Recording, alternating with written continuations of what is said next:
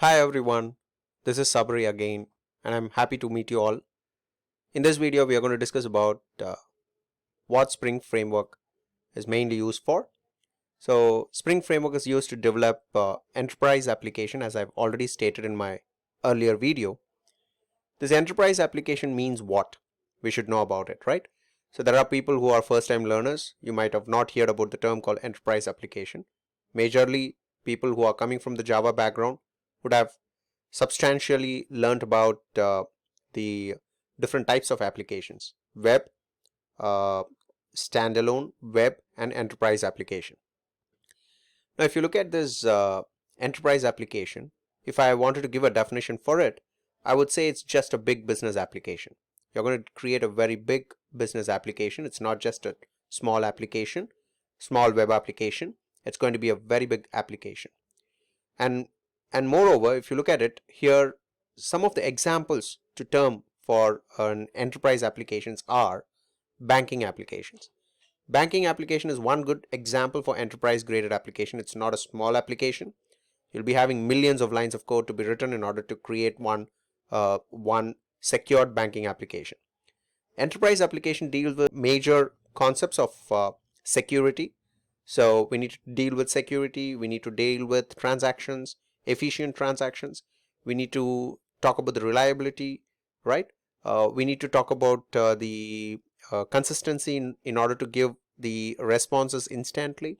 So there are a lot of factors involved in creating enterprise applications, not just about creating a small commercial web application.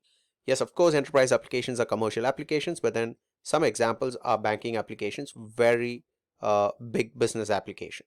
Business process management is another example that we can talk about enterprise application.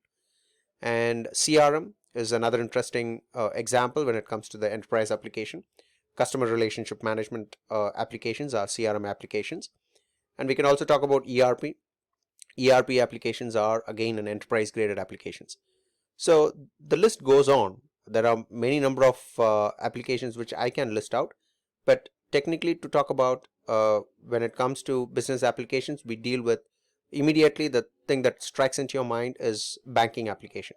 Banking application is one good example for considering for enterprise graded application. So Spring Framework is actually focusing on developing an enterprise graded application. Does it mean that we can't create an web application?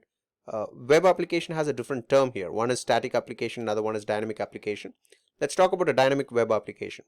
Can we create a dynamic web application with Spring Framework? I'm not interested for enterprise graded application development, but still I wanted to develop a good web application using Spring Framework. Will that be possible?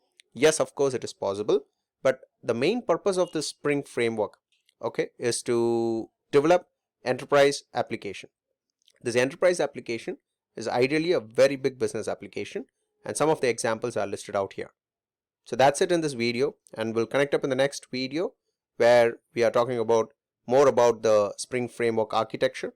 Until then, have a great day. Thank you.